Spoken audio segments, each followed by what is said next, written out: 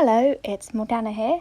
Today I'm going to be showing you how I painted this Kingfisher using Brusho Colourcraft colours. To begin with, I sketched out a quick outline, making sure to prioritise getting the head shape, wing shape and the eye in the right place, and also the beak shape. The rest I just sort of penciled in vaguely because I don't need too much detail on this one, because the Brusho colours are just going to fill in the detail for me. That's the plan, at least. To begin with, I'm just using ordinary watercolours, watercolour pans in Payne's grey here, to do the detail that I really don't want to smudge or screw up, which is the delicate beak shape, and I will be doing the eye shortly as well. So you can see here I'm using a fine brush, and this is some watered down Payne's grey that I'm using, and just building up slowly here to get the colour and shine and, you know, the sharp definition of the Kingfisher's beak.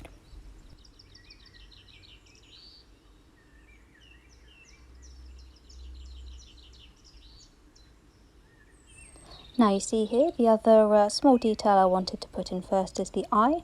I'm actually using quite a strong and dark indigo blue colour for this pupil here. Normally I would use black, but I thought to reflect the Kingfisher's luminous blues, I wanted to go with indigo.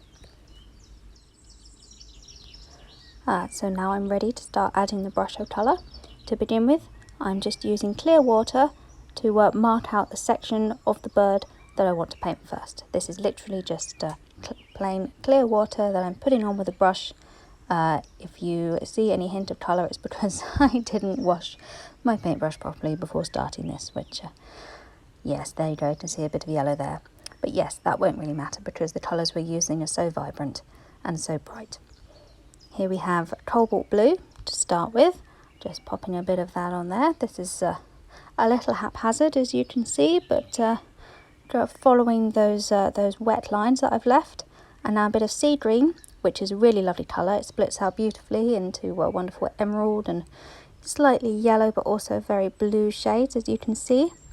And now what we're going to do is just tip the board and the drawing slightly, and you can see those colours just really start to run and merge and move and just mingle into each other and create this beautiful, almost feather-like effect here on the bird. And you can see here that I'm just using my fine brush again. What I'm doing is gently just pushing the pigment around a little bit on the paper, getting it to go where I want it to, where it hasn't already flowed, just filling in a few of those white gaps and just filling in those shapes that I first mapped out with the water.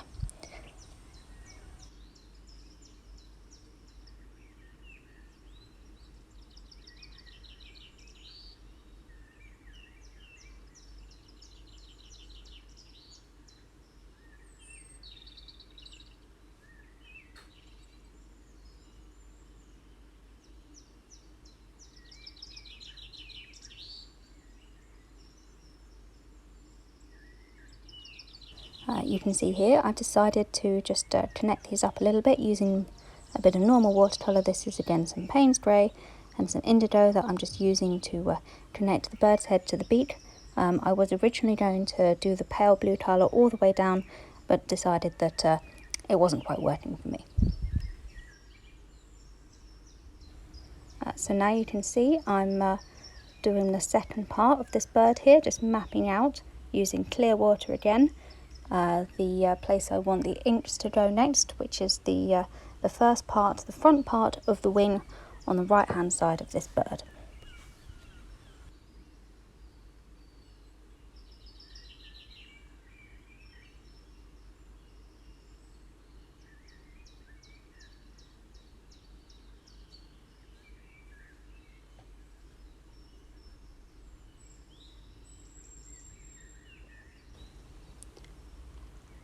Now here we go again with the Brusho. I'm beginning this time with Ultramarine. I want a lovely dark edge along the forefront of this wing, so I'm starting with a darker colour, and I'm going to put Cobalt Blue in the midsection, and I'm going to finish the wingtips with a little bit of sea green. These colours will not stay precisely where I've put them, but I'm hoping that the way I run and tilt the board is going to have them all merge and mingle and give that graduated effect. I'm also going to put a little bit of purple on that foredge of the wing as well, just for shading. This won't show up as vibrantly purple, this is just going to deepen the hue of the ultramarine a little bit.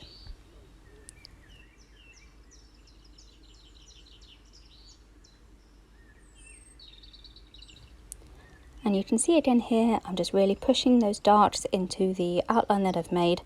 Really want to get a bit more flow going on here, so I'm putting a little extra water on top and then tilting, and you'll be able to see how the colours are all running together beautifully. Pulling my board this direction because I really want the ink to run into those feather tips that I've given there, just giving it a little extra helping hand with the fine detail brush.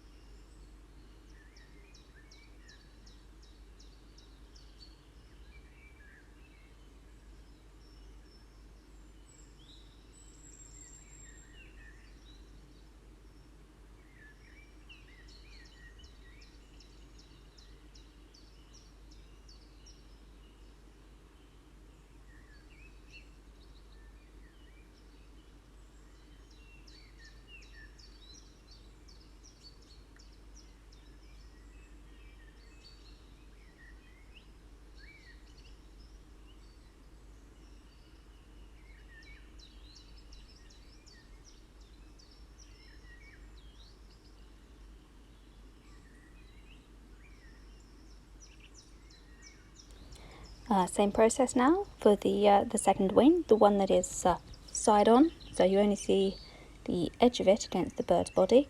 You can see that I'm just putting clear water on again, but it is coming out slightly pigmented.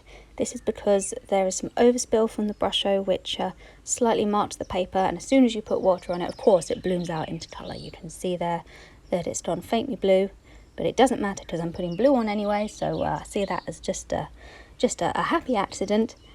But yes, that is something to be aware of if you're working with Brusho. It can be a little bit messy, and it can overspill, and sometimes it will stain your paper, and you will get unexpected colours blooming up where you really didn't expect them to be. So just watch out for that, would be my advice.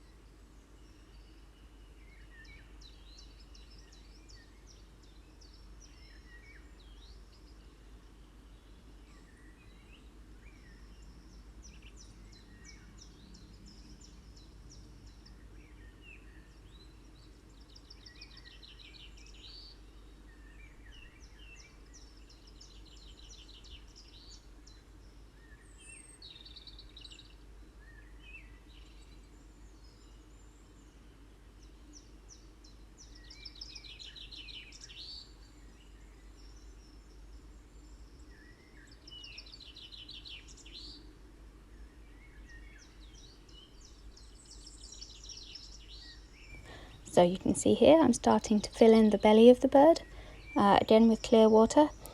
This is a different colour on the Kingfisher. This is where you get that lovely zing of yellowy orange gold. So I'm going to be using a different set of Brusho pigments just to do this detail here. I'm going to be using Gamboge, which gives a lovely yellowy orange bright colour. I'm going to be using Sunburst Lemon, which is again a really vibrant, beautiful yellow. And I'm going to be using Sandstone, which is more of almost a terracotta colour and should help to give a little depth to this part of the bird.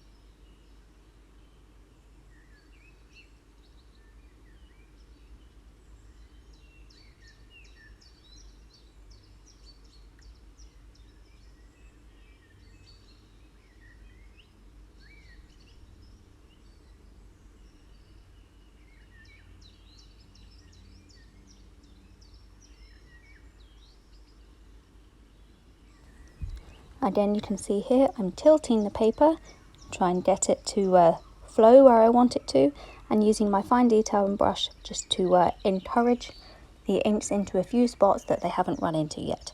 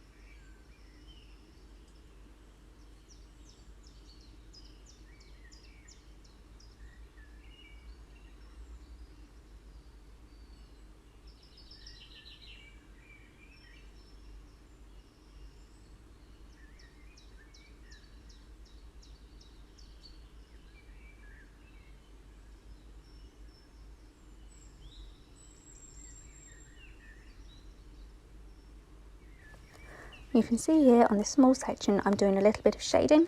What I've done is done the base colour of Ultramarine and then put a little bit of purple just in the corner there. That's my equivalent of shading with Brusho. Bear that in mind if you're doing shadows on a blue thing. Purple always works really well. You can see it doesn't look purple, it just gives a bit more depth and body to that part of the bird.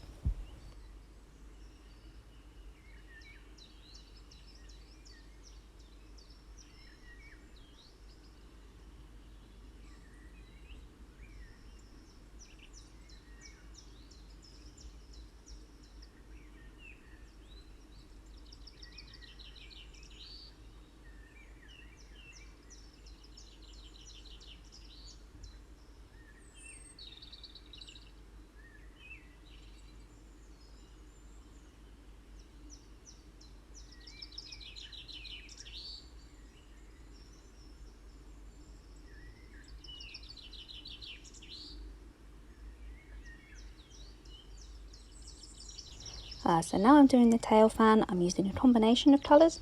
I want these lovely blue, green, turquoise hues on the ends of the feathers, but I also want those lovely bright, rich, deep orange colours at the base. So you can see there I sprinkled them on sort of in 2 rows, and I'm going to tilt and tip the board to try and get them all to marry and mingle.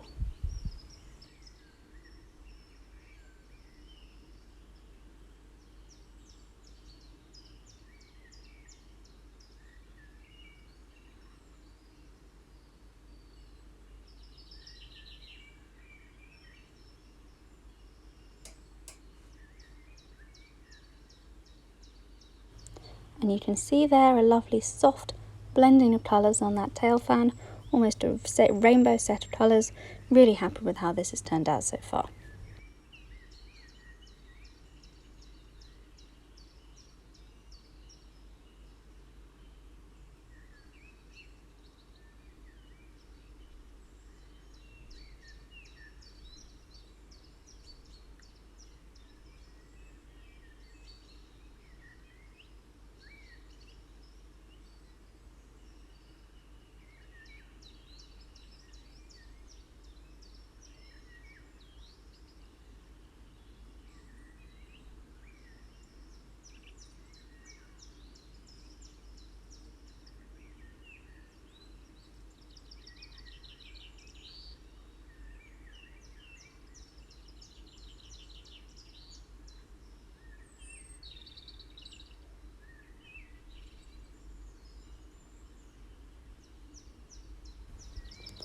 Now, this was a mistake.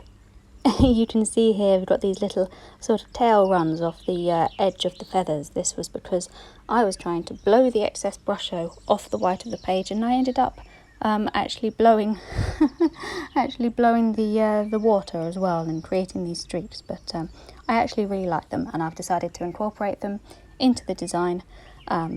So yeah, another happy accident. I do think when you are working with something like Brusho that can be, by its very nature, quite unpredictable and quite wayward in the shapes that it takes, you have to really be willing to work with the patterns it makes and really make the most of what the colours can do for you in terms of letting them flow a certain way, tipping and tilting and moving, and really just sort of going with the flow. As you can see here, just on the last part of this wing now, and I'm just throwing all the colours at it, and we'll see how they all blend.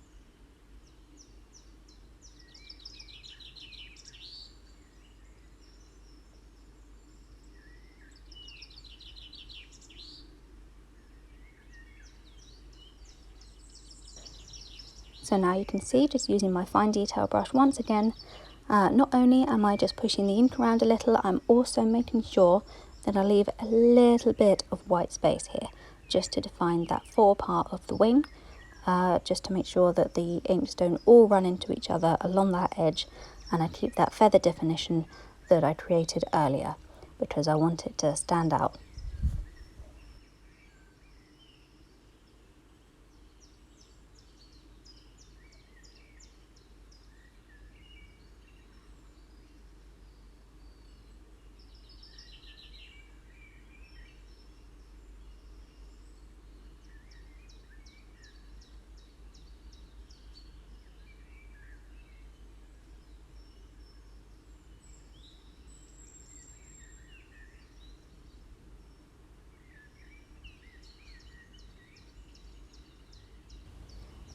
Now here I've decided I want some water for the Kingfisher to dive in. So what I'm doing is marking out a small amount of water just below the bird, just using plain water for water, before I'm going to put some Brusho on it, just using pure Cobalt Blue here, and just tapping it on and seeing where it goes. You can see there that's starting to move around already and give a really nice, I think a really lovely, sort of artistic and beautiful watery effect.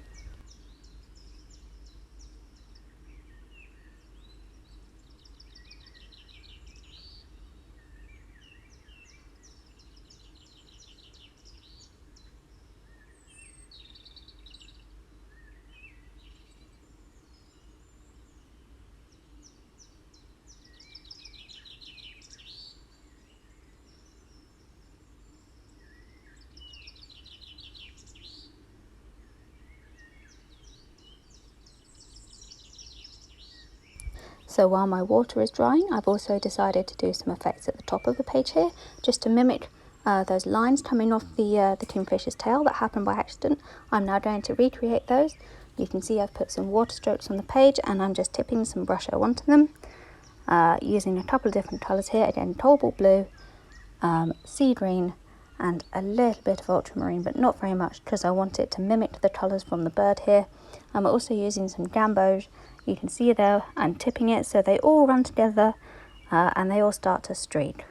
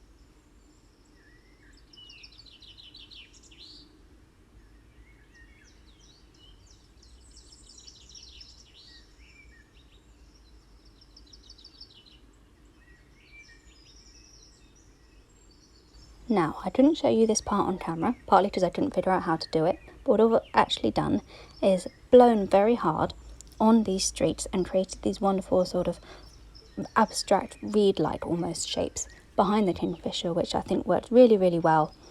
So I decided I'm going to try and replicate that for the water. I think he needs more water below him. I think that's going to balance the painting. So that's what I'm going to try and do. Again, this is literally the water on the page, then the Brusho powder colours on top of that, and then I'm going to lift the paper up and blow on it in the direction that I want it to go. It sounds a bit bizarre, but trust me, it works. You're going to see in a minute. I think it looks lovely.